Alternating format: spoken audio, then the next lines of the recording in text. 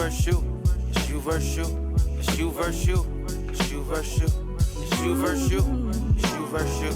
It's you versus you. It's you versus you. It's you versus you. Time to clear your mental, everything you've been through. Looking in the mirror like you're the one with the issues. You against yourself, feel like you against the world. Internally battling all of the trauma. Hey, what's up, everybody? I'm Saquon, and I'd like to welcome you all back to the You versus You podcast. This is episode 10 of the You versus You podcast. Very excited today because we're going to have a very insightful and compelling conversation with one of my close and dearest friends who's actually incredibly credentialed. Matter of fact, I just want to go and read this bio just so that you guys can get an idea of what we're dealing with today. Okay, so she is the current VP of Impact for the American Heart Association at Metro Atlanta area as a public health leader. She has worked in the intersection of public health, law, community advocacy, and policy for 20 years. She previously served as the Director of Compliance for Barnes Healthcare Services, and before that position, she served as the Deputy Director of the Office of Policy, Systems, and Environmental Change in the Chronic Disease Prevention section of the Georgia Department of Health.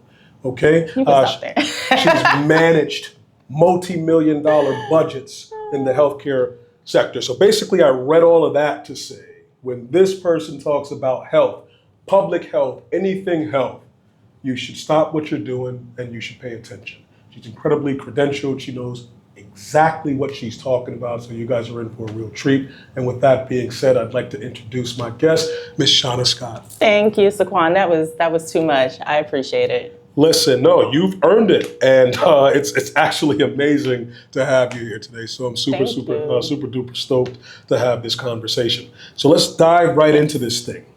You and I, from the same place. We're from Poughkeepsie, yes, New York. I think about Poughkeepsie now. My experience in particular, right? Like, I grew up in Smith Street Projects, Corley's Manor. So, I'm a product of public housing. I remember the sectionalization of Poughkeepsie, right? You have those that grew up that way. You have people that grew up on the south side. I grew up on the south side. You grew up on the south side. You're one of those. And interestingly enough, that experience is a little different, if you will. And there's a lot of history that goes back to that. We won't get into a lot of that, but it goes back even further than the 60s, right? Yeah. Like people from the inner city, the public housing sector of Poughkeepsie have stark different experiences, right? What are your thoughts on that? Yeah, and it's interesting. I laugh when I say I grew up on the south side, but I wasn't born in Poughkeepsie. I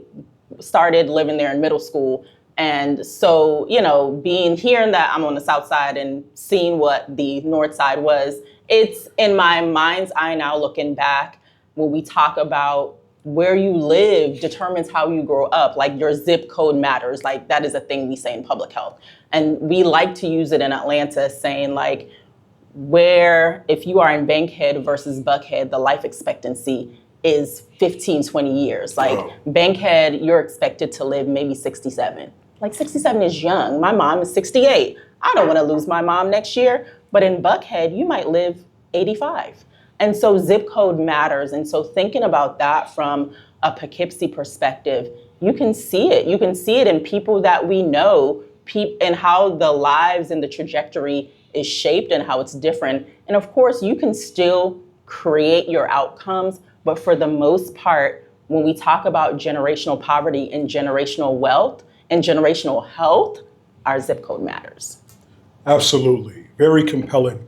I saw this post on Instagram the other day, and it was incredibly compelling. It was jarring, actually. It said, beyond the age of 40, there are really two ages, right? Mm-hmm. Those who took care of themselves and those who didn't take care of themselves, right? And for me, it was a very simple statement, but I can draw to my own experience. I'm 45 years old now, and I'd like to believe that I'm health conscious now, but I can draw back to experiences in my life where, I had the lack of awareness. I was very wayward. I didn't have a current trajectory. I was living in fight or flight or survival. So, in that state, it's a first person state of existence, and you're thinking about procreation, you're thinking about surviving, but you're not necessarily thinking about health or thriving. So for you to say that, your zip code matters, and to be in such close proximity, Bankhead and Buckhead, to have a 20-year difference is amazing.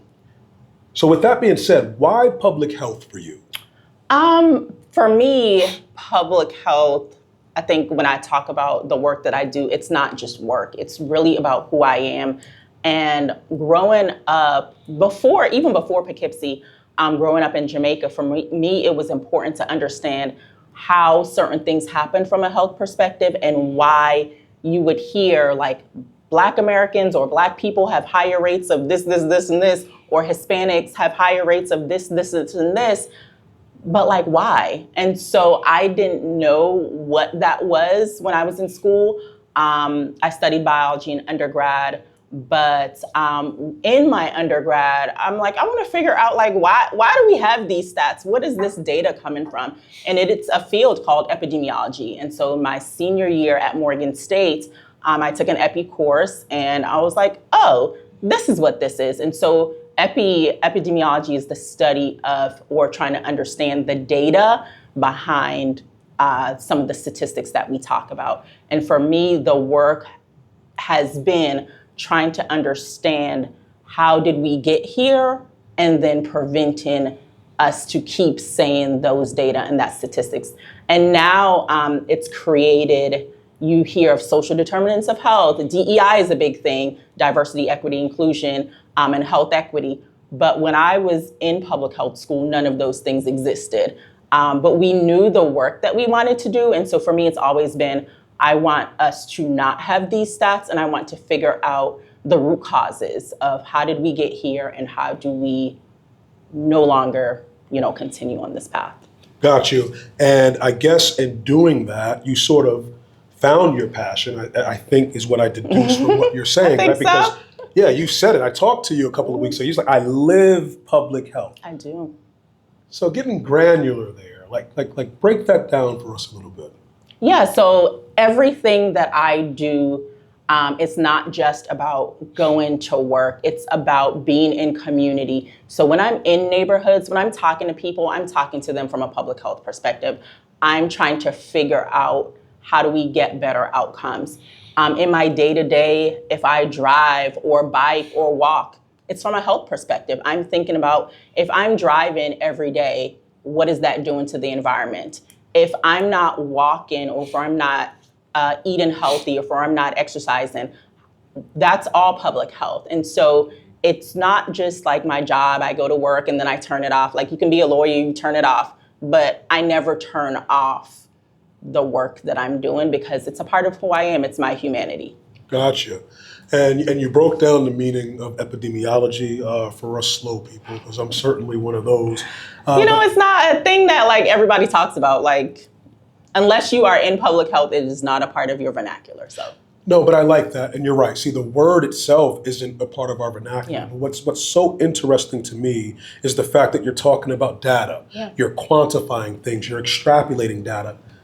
And we really don't do that much either. No. Right? And I can speak to my own personal experience, right? It's just go to the gym, and I'm doing these things for aesthetic reasons, right? Like I want to get the pretty girl, I want to look good, I want to have my chest out, right? But really understand, because I noticed there's a real big difference between people in the gym, or even just health conscious people in general, that really get granular, study their numbers, right? They track everything, right? Or not even in terms of the gym, in any arena. People that are quantitatively driven seem to have different, more concise results than those that don't. But when you say that, to me, I'm also like, are you really just going to the gym for the aesthetic reasons? Or are you thinking about, I want to live a longer, healthier life? Like I'm doing this because I want to be 70 or I want to be 80 or, That's a very good question. And so when you think about living something or having something just being a part of who you are as a person,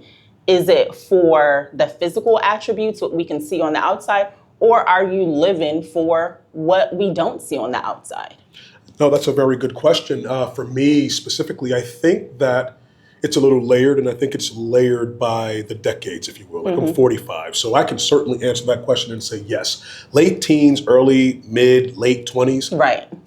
That For was sure. the thing. Right. And I think that it's important, even if you don't do it for the reasons that you're mentioning at that age, at least what you're doing is you're embedding within your psyche the consistent Yes, habit. the patterns and consistency and repetition and the mindset as well. The mindset, precisely. And then transitioning into your 30s and then latter part of your 30s. And at that point, I think that for most people, you might begin to be in touch with your own mortality.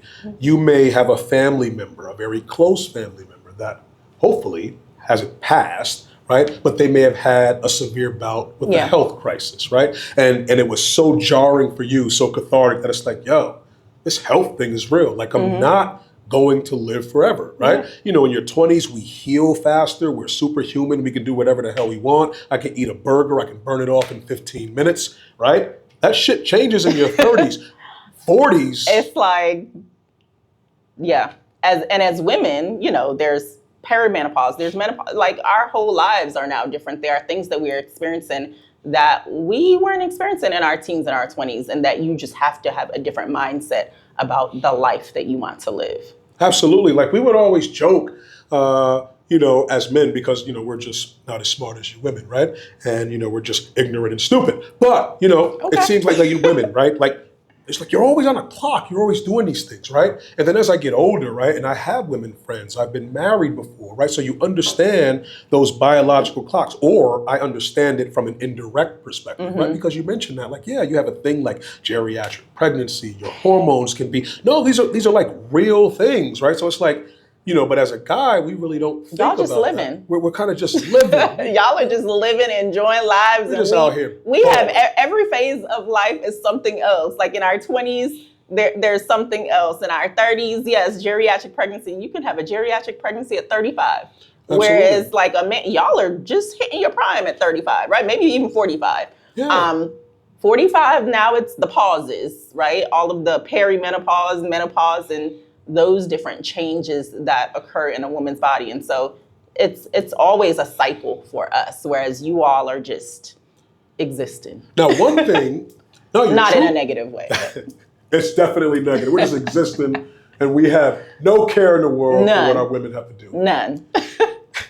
Now, one of the things I find interesting, and one of the reasons why I wanted to have this conversation with you, obviously because this is a mental health platform, but as I delved into my own mental health journey, I became cognizant of the mind-body connection. Yes. And once I became aware of this, I noticed, okay, when I do certain things, I'm not cognitively there, right? Yeah. I had an episode with Ken. We talked about alcohol consciousness. Sure. Shout out to Ken, man. And he was talking about that. Listen, I had to chart my life, my behaviors, and say, listen, when I'm drinking so much, and I would wake up the next day, I'm always a hard driver. This is him talking. And it's like, I would jokingly say that my 70% is just as good as someone's 100%. Sure. But that just is not the case. But for me specifically, because my health journey, if you will, has been a huge roller coaster ride. Okay. There have been times when I've been in pretty good shape. There have been times where I've been drastically out of shape, and I've done that multiple times. But again, with that level of awareness, now I can draw back historically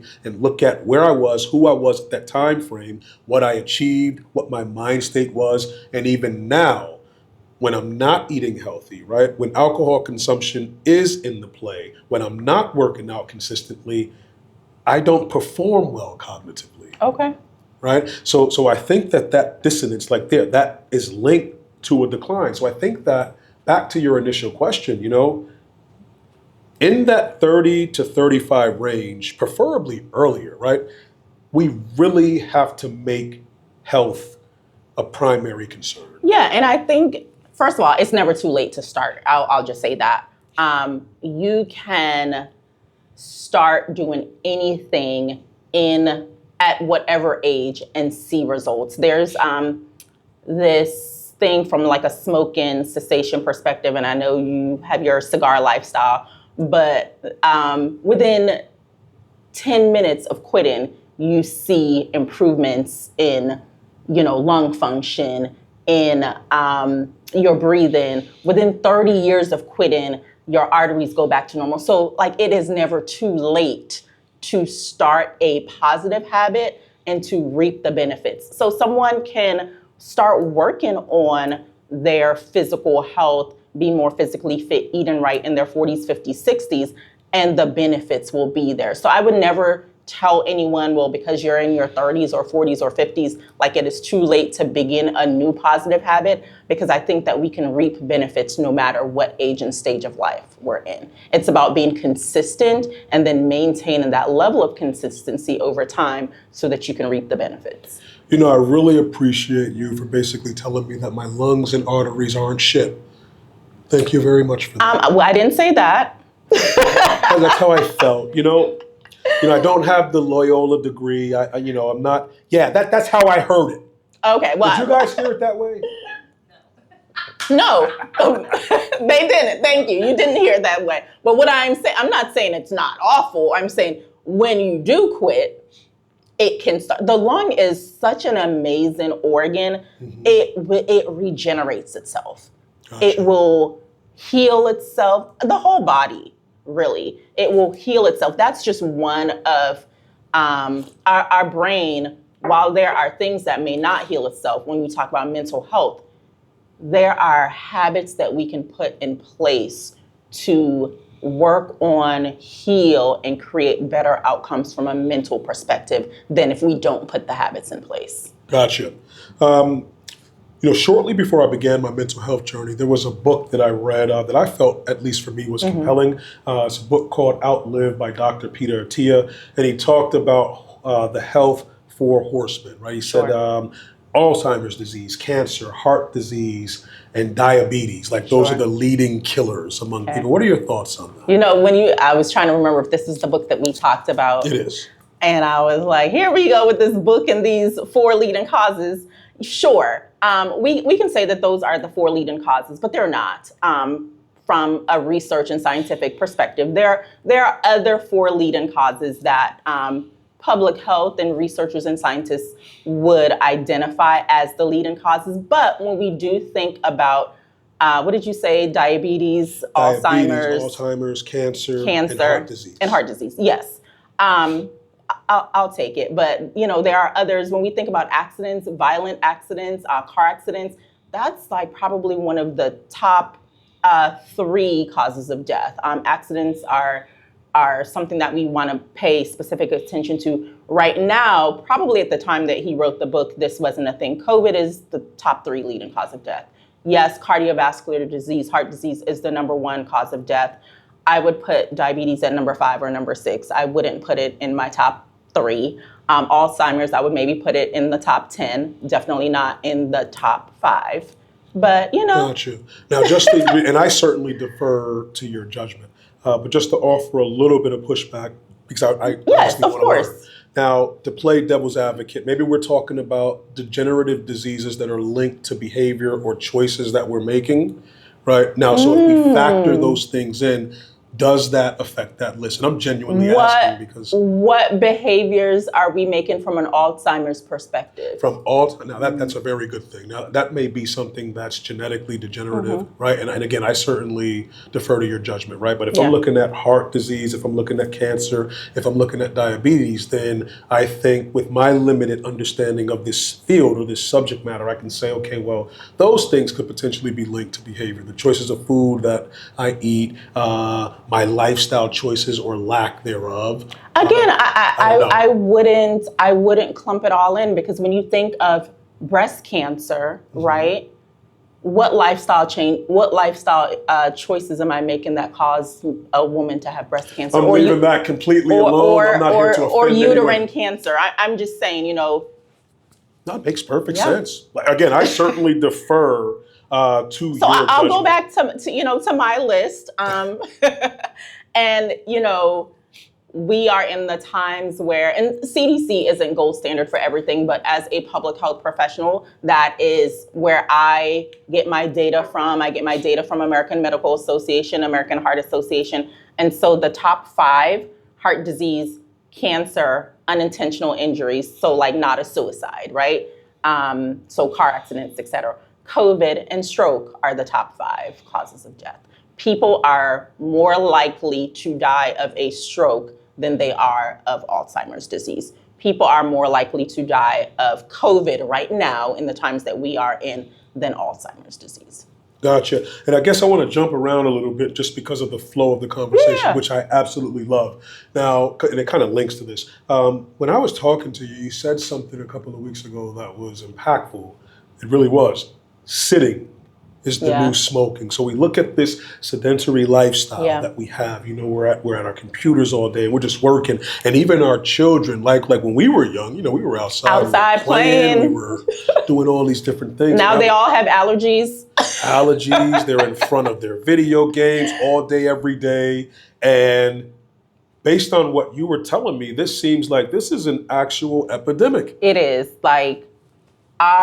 So when you look at it from the adult perspective, meaning 18 and older, not our children, from an adult perspective, and while I love the work from home lifestyle, because it does help with, you know, creating more time with families and reducing traffic and pollution, when you are now at home, you are now spending more time in front of the computer than you would if you were in the office. You know, you're in the office, I'm shutting it down at 4, I'm shutting it down at 5, I'm going home, I'm not bringing that work home with me. Now you are at home, the work is with you 7 days a week. And so we are spending more time with the work. We are sitting in front of our workstations. Then we move from our workstations, if we have the luxury to do so, to our living rooms, where we now sit in till 6, 7, 8 when we eat dinner. Then we go to bed and we start it all over again, right? For the most part, not everyone. Others are trying to create opportunities to build in more physical activity, et cetera. And then when we look at our children, our youth, back in the day, like we're aging ourselves really badly here, but back in the day, PE in school, we would be in gym several times a week. We hated it, right? We hated having to go to gym like multiple times a week. Speak for yourself, lady. I'm saying we had to, again, boys versus girls, men versus, we didn't want to have to change and do all of that. Like, who wants to do that? No, that's funny. No, you're absolutely right.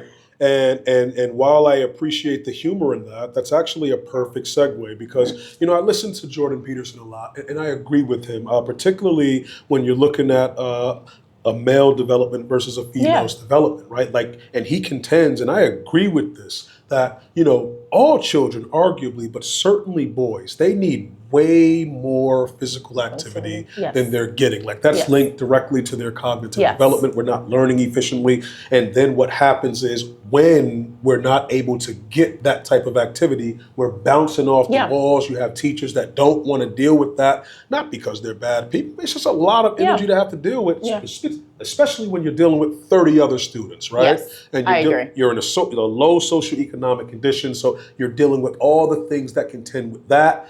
But basically, that's impeding their development, right? Which is also having a negative impact on these numbers or the data, as you mentioned, as well. So what I want to ask is this.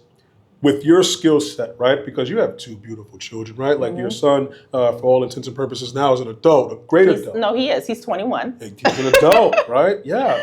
Now, you're young, but you were in the healthcare field for so long. The question applies to him as well. With your skill set, your knowledge, level of expertise, how did you cultivate a healthy environment for your children? Wellness. Yeah, so I would say for my oldest, Aiden, we didn't have video games. He was not the kid that had the PlayStations. I think he got his first PlayStation his senior year in high school when he saved up money to purchase it. And it was also during COVID. It was 2022. So we were outside. We played sports. And for his younger formative years, I was a student. So we didn't have a ton of money. So I used our community resources. He was in the Y, he was in Boys and Girls Club. And so we did all of the things that were either free or low cost. And he played sports. We were outside. We used our city and community parks. So the video game lifestyle was not his lifestyle. Nutrition, we juiced. We didn't really do gummy bears and things like that. Now, I'm a little bit older now with our youngest, and so she's grown up a little bit different than he did. But he would say, like, I didn't have McDonald's until I was like 10. And she doesn't eat McDonald's either, but, fast food, for example. So that just was not a part of our lifestyle, because the habits that you create when you are 10, 11, 12 are the habits that will stick with you when you are 85 and 95. And so creating healthy habits and allowing them to see what healthy choices look like was super important to me. Absolutely. Now, what they do at school, they might sneak a snack and get a chip or whatever, but in our home, in my presence, this is what we did. Absolutely. Now, was your upbringing the same way, particularly when you consider you're from the Caribbean, you're from Jamaica, and you come in middle school? Did you do the same thing? I would say it was probably similar. Like growing up in Jamaica, we don't have like all the same snack foods that y'all have here. Right. Like we don't snack. We don't have like the chips and the drinks and all of those things. Of course, there are things that are still germane to the Caribbean, like little icy juices and things like that. But for the most part, we are eating fruit. We're picking a fruit off the tree and just eating it at our house. And so it was really, that's how I grew up, just eating things that were fresh, eating home cooked meals. Both of my parents would cook for us. And so that was what I grew up having. I didn't really eat out a lot. Never really had McDonald's in high school. That's very interesting. And that's a really good segue to kind of bounce back to Poughkeepsie just for a moment, because when you and I spoke, we were talking about, geographics, specifically proximity to healthy foods. And when you did, I was able to draw back, to our experience growing up, or at least mine specifically, living in Smith Street, being in Corley's, right? And I would look at where the grocery store was, right? It was very far away. A lot of people didn't, and then public transportation, right, wouldn't take you all the way out there, number one. And then number two, we're dealing with low income, right? So a lot of us, like you have the EBT card now. We actually had food stamps, like the green, the brown, the red ones, right? And as a kid, you had to be embarrassed. You had to go to the store with the actual stamp, never seen peel them off. You've never seen it. No. Listen, I do. I did. I have vivid nightmares. No. But as an adult, I can look back to that, and I can look at the type of foods that I was eating and I was growing up, while I was growing up, and then, listening to what you say, I can link that to my development, physically and cognitively. So I would say you described a couple things just now that I'm like, there are words, like, again, we speak things and we don't know that there are like public health and scientific words for these. So how you described Poughkeepsie just now, it's like, oh, we lived in a food desert. God damn it. I didn't, like, in the 90s, you didn't know that. But as you're talking and describing it, even where we lived on Lincoln, so my home is near Vassar Hospital, right? Right. Where's the grocery store? So regardless of what side of town you live on in Poughkeepsie, south side, the entire city is a food desert. And so a food desert is defined as like either being able to, within a 1 mile proximity of a grocery store, so 1 mile, or being able to walk to a grocery store based on where you are. So let's say there are grocery stores that is more than 1 mile. Do we have sidewalks that we can walk on? So if you don't have sidewalks that create accessibility, it is still considered a food desert. So when I'm picturing Poughkeepsie, regardless of where you are, it's a food desert. And it's very scary because, Poughkeepsie is pretty much damn near in the inner city. Mm-hmm. And these are issues that remain prevalent to this day. How much of that do you think is socially engineered? I'm not sure about socially engineered in Poughkeepsie, just not knowing like all of the dynamics and the history. But I was doing a little bit of research prior to, and in the 1700s, Poughkeepsie was the capital of New York State. Holy shit. Right. I didn't know Before that. Albany. Right. I didn't know that. And so Poughkeepsie. And so I think this was supposed to be like this queen city is what, Charlotte is not the original queen city. Poughkeepsie actually is. This queen city of the Hudson River and this place of wealth. And I just think how it is designed, there are probably some flaws, but I don't think, I haven't done enough history on the racial dynamics to understand how North Side is the way that it is versus the South Side and why there are more single family homes on one side versus the other. But if we were to use, just common knowledge, we could say it is probably socially designed in the way it is.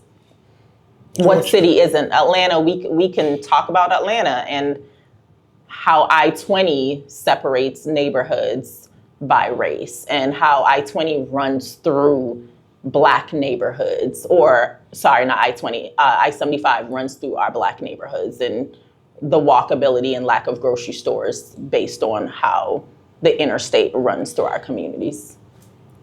And I think a microcosm of the actual supermarket. Because even when I look at restaurants, right, and I look at certain areas, and I guess where I'm going with this is, food and development, learned behaviors, how we ourselves condition our taste buds to a detriment or a disadvantage, right? Because in certain neighborhoods, an argument can be made, and I have to be honest, probably a compelling argument can be made that, you could put a healthy restaurant right over here, right? But would it be successful? Would this establishment be patroned enough to be able to sustain?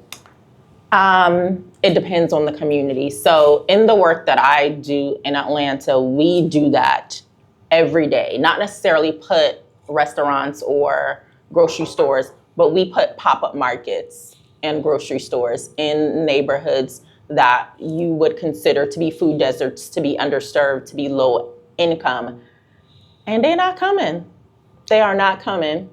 They are not utilizing the services. It's like not that we would rather, that's not, I think the education is missing. They're just not conditioned to say like, this is what we want.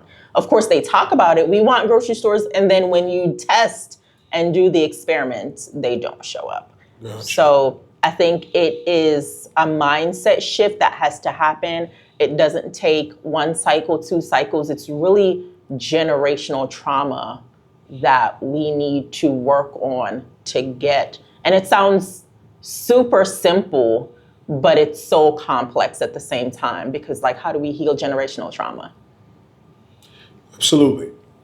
I agree. Now, and I love the fact that you guys do that. Again, epidemiologies, right? So you're putting these studies in place and you're compiling the data. I like that. Now, this program, is this something that's exclusive to Atlanta or are you doing this in other places? Yeah, so my work specifically is in Metro Atlanta, but there are other communities across the country with different staff people like myself that are doing the same work. So it's not just here in Georgia. And and that's good, because what I was going to get at, my next question would be, okay, so is there a shared data type of situation? And if there is, are there other areas that are getting just a little bit more success that can be measured quantitatively? And can those quantitative differences be linked to certain behaviors that can be adopted elsewhere? I think, so yes and no. I think that where we are right now is Black people, people of color are tired of being studied, right? When you think about the Henrietta Lacks and Tuskegee Airmen, we are just tired of being studied. And so some of the hard work in doing this work is creating and building trust in community. And so this is why I say that I live and breathe public health, because when I'm showing up to a place, to a neighborhood, I'm not showing up as Shauna. I'm showing up as the public health person. Right. And so I have to continuously build trust in community before we can do these interventions or do this work. And so, yes, it takes time, but people are weary. People are not mistrustful, but, they don't trust the government. They don't trust science to an extent. And so it's to create that comfort and the safe space to then be able to do the work is what I consistently work on. Well, I agree with that. Comfortability is certainly a crucial component. Now, pop culture, right? Okay. Where are we going with this? Because I don't watch a lot of TV. Nor do I, right? But no, like you see people like Kevin Hart. Okay. You see people like The Rock. You see people like Slim Thug. Okay. But basically, because I'm like, you all talking about muscle-bound men. So where are we going with this? You see women like Tiana Taylor, right? Okay, all fit people. Right, all okay. fit. This is my point. Because I feel like, okay, so there was a time, relatively recent, where generational wealth became the big thing, right? And then everybody started talking about generational wealth. And yes, that's something that we should be talking about, right? But shortly after that, the whole health is wealth thing started happening, right? So the people that we emulate, that we look up to, right? Is there a potential avenue, or do we see any, like, would it be conducive? Yeah, we always get that. I think I know where you're going. I'm sorry to cut you off, but we always get this, like, when we come to communities, it's like, which celebrity are you bringing with you? So yes, it does help to sell the message more, because people do want to see these celebrities. But for me, I'm not trying to sell you a message. I'm really trying to sell you life. And so if I have to have a gimmick and a spokesperson, then I'm not doing my job. And so I in the work that I'm doing, I'm like, I don't need that. And then you have to pay them. Like, it's so much that goes with that. No one is doing this out of the goodness of their heart. They may look like it on Instagram, but in reality, it is a paycheck. Gotcha. Yeah. Not to diss Kevin Hart, but like. Yeah. Shout out to Kevin Hart. Shout out to everybody. Because for me, get involved. I don't want to use you as a gimmick or a prop or anything like that. But again, if the majority of these people emulate them, right, and they're looking at their lifestyle and behavior, and then they're pumping these things, then what I'm thinking perhaps is maybe the mindset could be beginning to shift, the collective mindset. But that's a one-time thing. If I get a celebrity to show up to an event in a community, that's one moment in time. An episodic result. Yeah, yes. And so how do I make that moment last a lifetime? I guess what I'm getting at, and I agree with you, and I certainly agree 100%. Yeah, to show up, that's an episodic result. And I love Robert Smith, right? He says, we don't want to create things that produce episodic results. We want to create systematic change that produces results that span the course of decades, right? So I honestly don't know what that looks like. I don't think that your presence is needed. I think that the message, right? And then the end result of what you're doing. So if I emulate you for whatever reason, like if I want that body, if I want this, and I emulate you, and then if I see what that process is, like that's what this podcast is. So I guess two things. One, do we not think enough of people to know that they know what it means to have a healthy lifestyle and to eat healthy and be physically active? That's the first thing. And so when we talk about generational trauma, and the person who you just quoted, you said he noted we need a systematic change. So when we talk about systems change and systems change theory, it's not about the individual or the person. Right. It's really about the system. And so we changed the system with our electoral, when we vote. That's how we create the change. So people know how to be healthy. They know that they need to eat right. They know that they need to be physically active. But if I don't have a grocery store in my community, then how do I do that? If I don't have if I don't have sidewalks in my neighborhood, if I don't have parks in my neighborhood, don't tell me to eat healthy when I got to pay the light bill. I have 6 kids and I make $25,000. I can only eat with what I have, which is packaged foods. So then we need to talk about how do we raise income, minimum wages. How do we create options so that people are not struggling? And it's not about just that one, the individual and the things that they need to do. Behavior change can happen, but if we don't have the systems in place for people to take advantage of the behavior change, then we're not going to make a difference. I think the one area, well, there are many areas, but I think Yeah. the one area that I am in complete and succinctly aligned with you is the fact that it's linked to trauma. Yeah. So when we talk about fight or flight, we talk about survival, right? And we link everything to that, and rightfully so, because that is the state that trauma induces. But we really don't break that down, right? Like, what is fight or flight? What is survival? It is a hyper first person mindset, right? So, and I can go deeper into that, but I don't want to digress. So it basically eliminates a lack of awareness, right? Like, Right. I'm literally trying to survive. So I agree. Day to day. Day to day. So in theory, I know that I need to Yeah. do certain things, right? But right In now, theory. I'm trying to prevent being evicted. Right.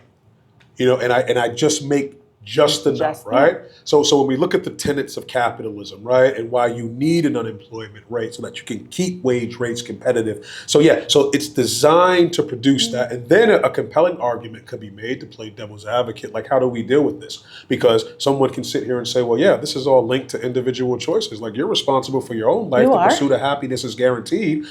Why am I responsible for your choices? So how do we introduce the conscious component to our capitalistic pursuit? Like, those that are, You don't. You don't. You can't merge capitalism. You don't.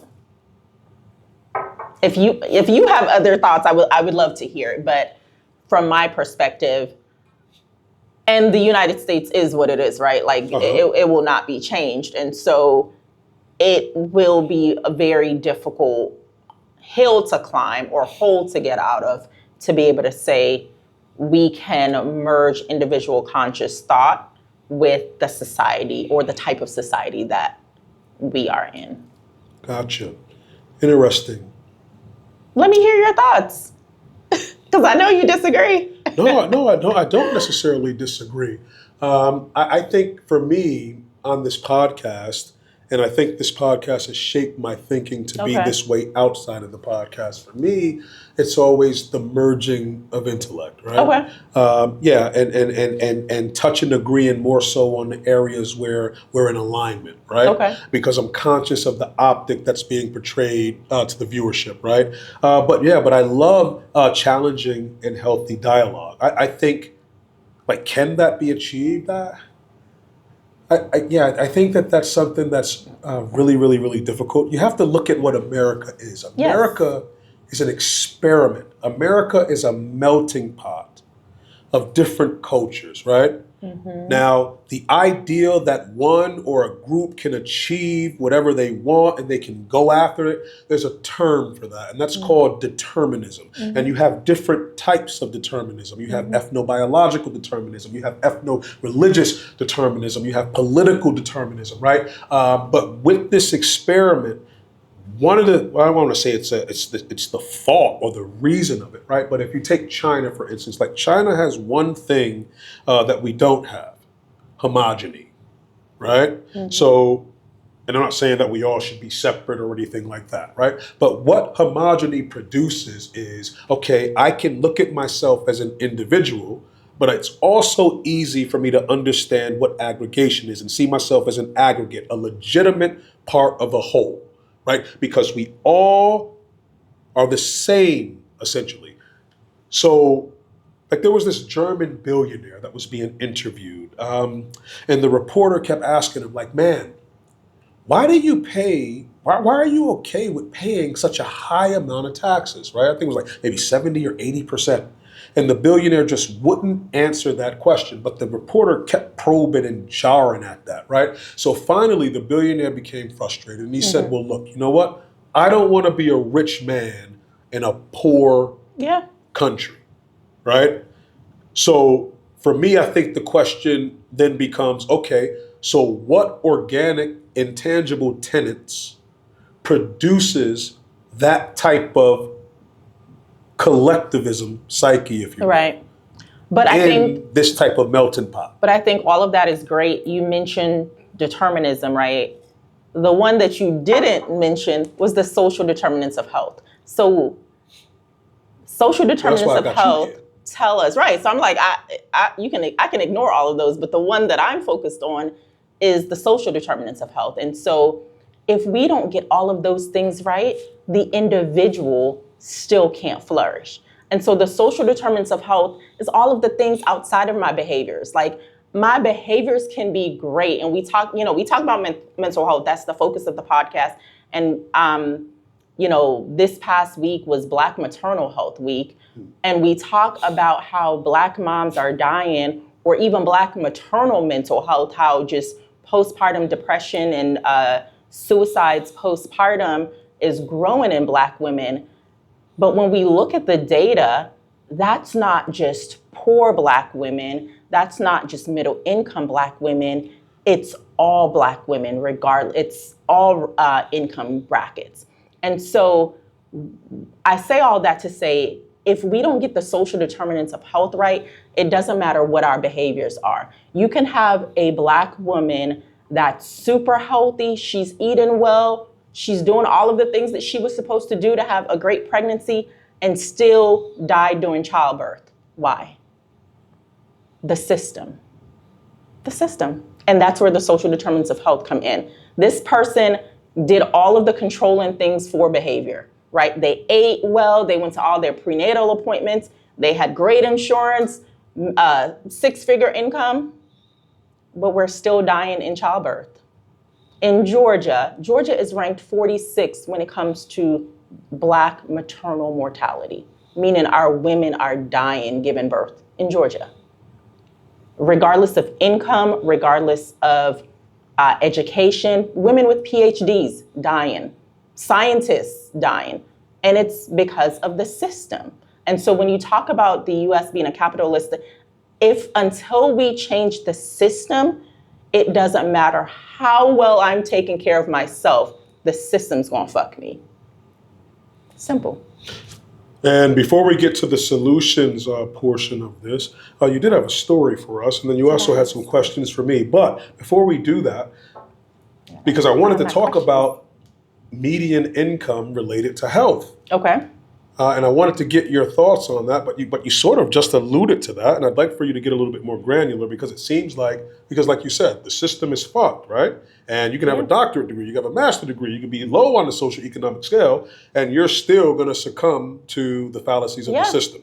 So is it really worth, you can still. Yeah. So is it really worth it to continue to try to find the correlation between median income and health? No, I don't think that there's I shouldn't say I don't think that there is a correlation between median income and health. It just depends on what we are talking about. So I can't blanketly say that if you are in a lower income, it is more likely that you will have poor health, or if you are high income, it is, the likelihood. Because at the beginning we were talking about buckhead versus bankhead and the life expectancy difference by 20 years. But also at the same time, when it comes to certain things, when we have this system in place, the system is just still what it is. And so both of those things can be true at the same time, right? Oh, absolutely. Yeah. So based on, and so let me go back. The whole your zip code matters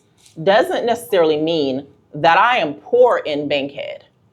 It just means that is where I am. So I can be making 90,000, 100,000 living in Bankhead, but because it is just what it is, because of how the system designed the community, then my quality of life will be decreased. So it's not my income, it is where I am. So the data isn't that based on my income, I'm gonna be jacked up.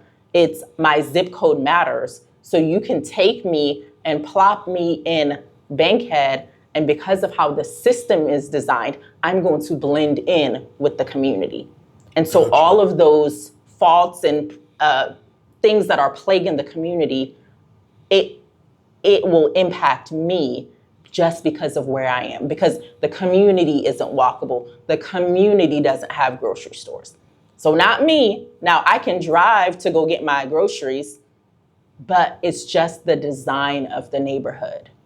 And based on the design of where you are, then you are caught up in the fallacies of where you are.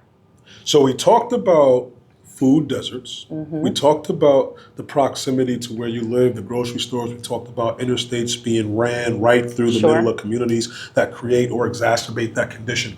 And then you keep referencing the system. So I want to ask this and let you speak, because when you say that this is something that Black women are plagued with, like I feel that, right? And that bothers me, right? So I'd love for you, are there any other ways, in addition to the ways that you've already explained, how the system is basically failing this particular demographic, to highlight that?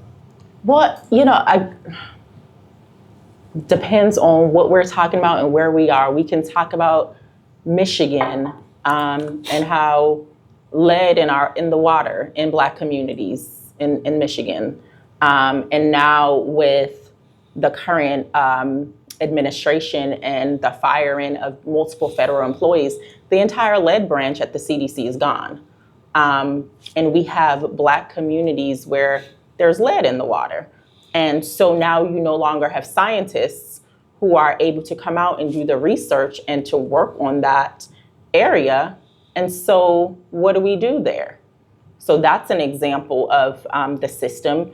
Outside of just Black women, we can talk about our Native American communities in certain portions of the country where, you talk about the leading causes of death. Some of their leading causes of death will be alcohol related because of alcohol on the reservations and lack of income, lack of employment. And so again, it's a systematic design. Like, yes, we make behavior choices, but how the system is designed, it's unfair to put the blame on the individual all of the time. I can rattle off examples based on where we are in the country and say, even if we want to talk about Hispanic women, so corn flour is you eat tortillas, right? You say, I want a corn tortilla when you go to the Mexican restaurant. We've been asking in research to put folic acid in corn tortillas for the longest time because we're seeing low birth weight babies in Hispanic or Spanish-speaking women. But we can't get that through the FDA. It is not being passed. So again, is that an individual choice where babies are being born low birth weight? Or is it based on the way the system is designed that we can't get a legislation passed to put the necessary vitamins in the foods that we know that this group consumes? Right.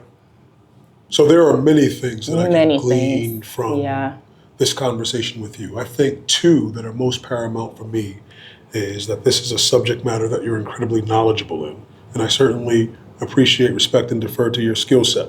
The second thing, and probably of most importance, is you exude passion. I was about to say, I know we were all over the place. I can talk about so many different things. So no, but it's all great, I think, because it's all impactful and insightful. Yeah. But speaking to your passion. Now, I know in the beginning you said, you live public health, right? But do you have any type of personal experience that really just drove that home for you in the beginning or somewhere along your journey that just was like, this is where my heart beats. This is it for me. Mm-hmm. I think it is, when I think back about one of when I think about, again, the systems work and all of that, when I was in grad school, and I hate that I'm using this example because I'm I was in grad school. So it's creating, I'm, already more educated, et cetera. You and your first world problems. Right. So I'm when I was in grad school, but grad students are broke, but I was also a parent. I was a mom to a 7-year-old. And so you mentioned the paper food stamps, but I had, the little credit card. But shout out to EBT. But I was a Whole Foods shopper when I was an employed person before grad school. And so for me, the shame of using the card was a real thing. I don't want to hear that crap. You don't know any shame. I know, that's why I like said when having you said the brown book, dollar food when you kit. mentioned the booklet, listen, when you in Whole Foods, this sounds so terrible me saying this right now, like knowing real life. But when you are, and that card don't work, and they're like, EBT at aisle number 9 or register number 9, just take the groceries. I don't even want them no more.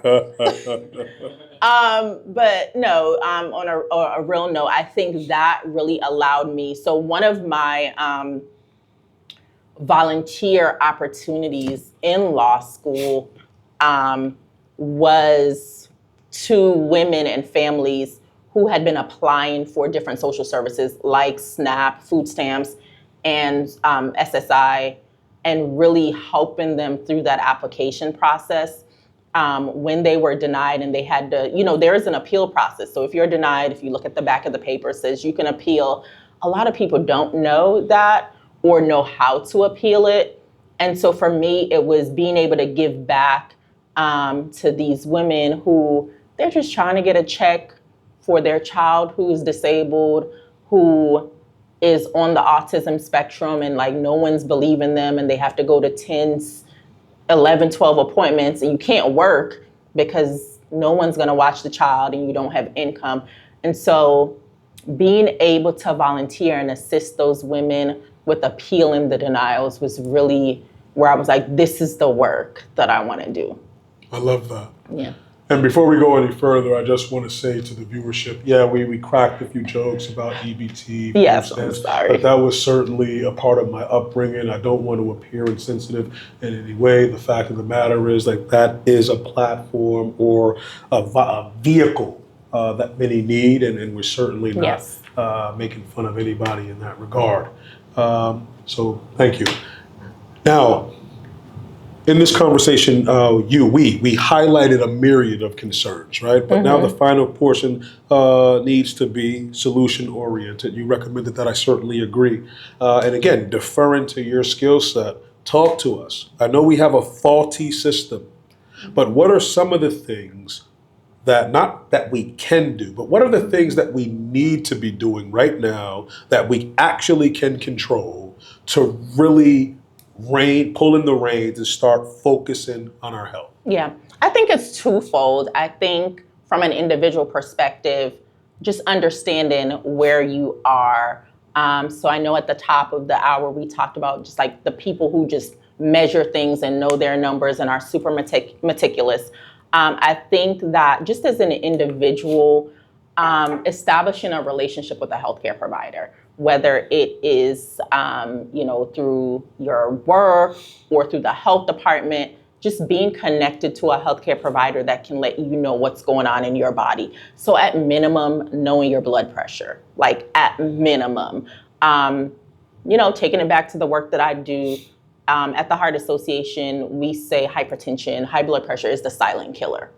It is killing people because they don't know their numbers.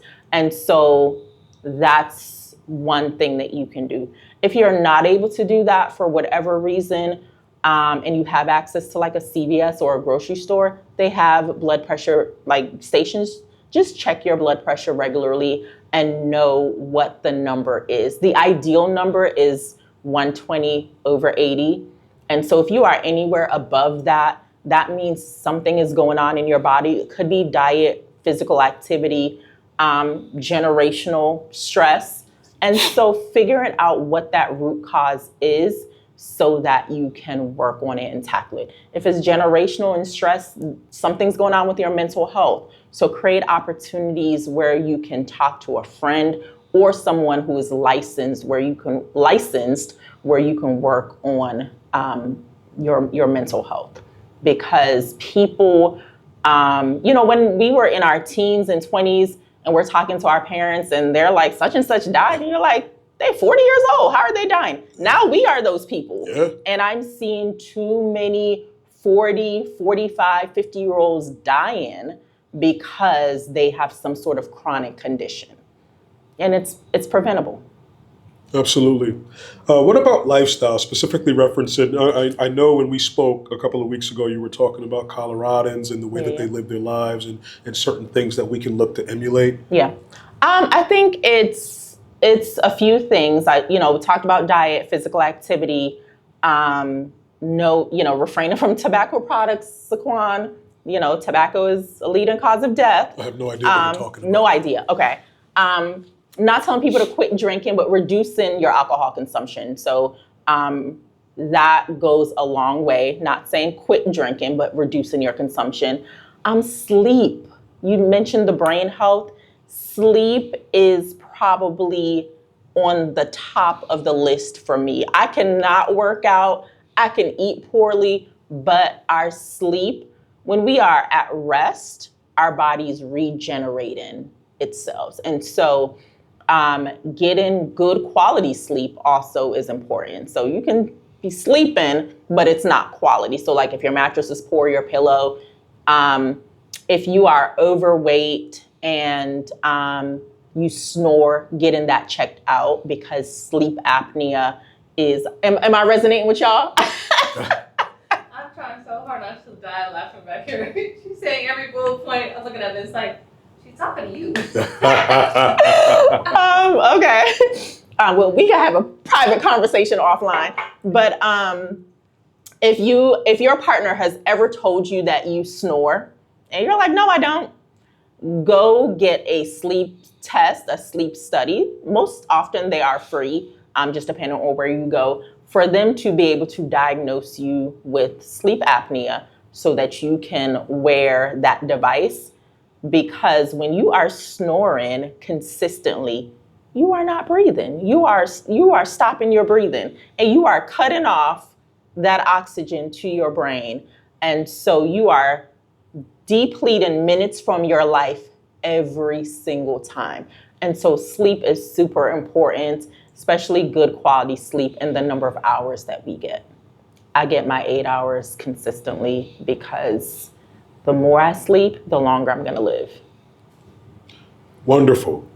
And I was super excited about having this conversation with you for another reason, because you are the very first guest that I ever had that said, well, I have some questions for you. I do. So what do you got? So, this podcast is focused on mental health, and I really wanted to get to the root of, like, why do you feel so passionate talking about mental health, and what are some of maybe your personal experiences or challenges that you said, these behavior choices that I've made have brought me here, and then I have made some solutions based on these other behavior choices. Not solutions, but like resolutions or changes. Yeah, absolutely. Great question. I think that the podcast actually documents that, Yes. but I'll certainly go through it and give you a brief answer about it. I think, I hit a midlife crisis, like many do, and I had to accept the fact that there are things that are going on with me presently that, for whatever reason, I don't have the capacity to change. Yeah. And I actually need assistance in doing that. I wanted to speak with someone that looked like me. Yeah. I said this before, not saying that they don't exist out there, but in the time frame when I was looking, I couldn't find that. Long story short, I found a therapist, great therapist. We began that session. This is maybe 2 years ago. Okay. I'm seeing improvement, but I remembered that, hey, I couldn't find anybody that looked like me. And I could also remember that there was a time in my life that kind of like the numbers thing, right? Yeah. We don't know our numbers. We're apprehensive about going to the doctor, particularly Yeah. for men. We're stubborn, we're pig-headed, we're arrogant, and we don't want to deal with shit like that. So, mental health is a taboo thing. We don't talk about our feelings, right? Yeah. We're men. We don't do that shit. We don't cry. We don't do, and the next thing you know, we lose it, Yep. right? Like a bottle top, and then bam, right? And now you're on 48 hours or snapped or some shit like that. So I wanted to create a platform that provided an anecdotal experience that basically says, look, let me make mental health tangible, Yeah. and I'll be the guinea pig, right? So this is everything that's happening with me that has happened, and learn from it. But most importantly that you learn from it, but I think of equal importance is when you hear me telling you this, know that, or pay attention that I'm not melting away in front of you. I don't lose any masculinity. I don't lose any credibility. If anything, it's it's a confirmation of strength, right? And I think that a lot of our brothers need to be able to do that, and preferably at an age that is as early as possible, right? If you can really start paying attention to your cognitive development. Anybody who knows me personally, to get into the second part of your question, knows that I'm passionate about my people. I think that, I don't want to say that I had to find an avenue. I think that the Most High presented this avenue so that I can live out what my calling is. So I've become incredibly passionate about that. Okay. And so with that in mind, I'll just ask this one last question. Good. How do you stay, or what, we're in the solution space, what do you recommend for individuals to stay positive or resilient when stress starts mounting? Cigars. No. Okay, so what we talk That's about. a crutch. So one of the things we learn, we learn many things on this mental health journey, right? And what they're called, or what I like to refer to them as, are tools in your toolbox, right? Yep. So basically what you're doing is you have this toolbox that you're carrying around with you, right? But the activating piece in that is going to be your awareness. You have to be aware that you have them. You have to be honest and authentic with yourself to say that this is an area that I struggle with, this is a deficiency, or this is a trigger. Yeah. And then the tools in your toolbox allow you to recognize that. It equips you with how to move. Okay, I need to disengage. I need to meditate. I need to breathe. I need to completely remove myself. I need to go ground, right? Becoming conscientious of my existing lifestyle and assessing it from a healthy standpoint, an honest standpoint. And like you said, look at my behaviors and say, you know what? Objectively, is this a benefit? Is this a detriment? Yeah. Right? Cognitively and overall physical performance, physical optimum lifestyle living. But is it a benefit or is it a detriment? So I think, in summation, I think the level of awareness and also gratitude are going to be the most important things. And I tell people all the time, I have to speak next month in Clayton County talking about mental health. It's going to be hard. There's no magic pill that's going to instantly improve your life. There's no magic pill that's going to instantly give you good health. There's no magic pill that's going to instantly improve your relationships. You have to work the process. Right. And the beginning of that process is going to taste like shit by design, right? If I grow up, and I'm using my EBT card, and I'm buying all this processed food, and then I go to eating lean meats and nothing but vegetables, that crap is going to taste like shit. Gratitude tastes like that initially when you've been living on lack, all right? But you have to embrace gratitude, because gratitude is the universal changing agent, right? Okay.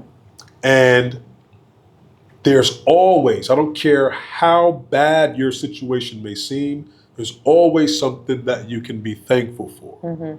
And when you start honing in on that, you're literally beginning to challenge your psyche. You're literally beginning to challenge your inner monologue, your subconscious. And that's going to produce new types of thoughts. Yeah. And with gradual implementation, consistent implementation, if you stay steadfast, you'll begin to turn the volume up on these positive, uplifting thoughts, and you'll begin to turn the voice down, or the volume down, on that negative inner monologue, that lack, that greed, that envy, that jealousy, and whatever the hell else may be in there, right?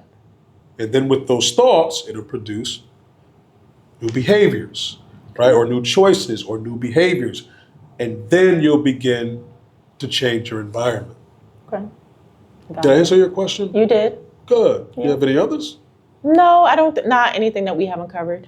Miss Scott, it was an absolute pleasure to speak with you today. Thank you. Do you have anything you want to shout out? Anything you got going on? No, nothing that I have going on. I'll just say, I know it was a lot of information, a lot more public health than probably you're used to. But I definitely think that as we are shaping our mental health, being able to understand the mind physical body connection is super important. And so I really hope that folks are able to glean something from all of the public health talk and the data, and really able to pinpoint some of the things that they can do in their small space of the world to make a difference.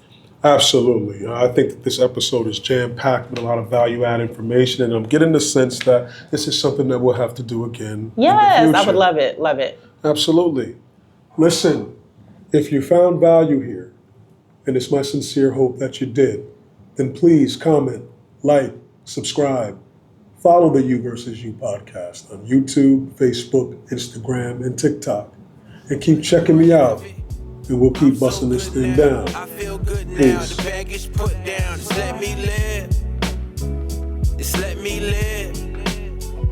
Now my mind's clear. It's you versus you. It's you versus you. It's you versus you. It's you versus you.